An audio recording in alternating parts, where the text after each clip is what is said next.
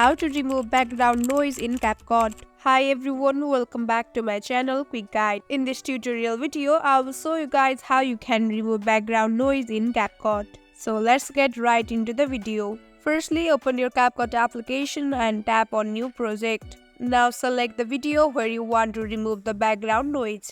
Now once you are on this page, click on your video and search for the extract audio option in the toolbar. Click on it.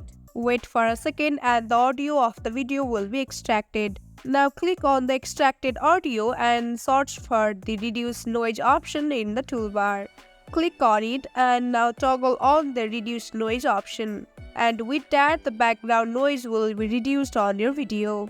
Click on checkmark option and now you can export the video by simply clicking on the little icon at the top right corner. So that's all for the video. I hope you guys understood this tutorial. Don't forget to drop a like and subscribe to my channel. We'll meet you on next video. Till then, stay tuned. Bye bye.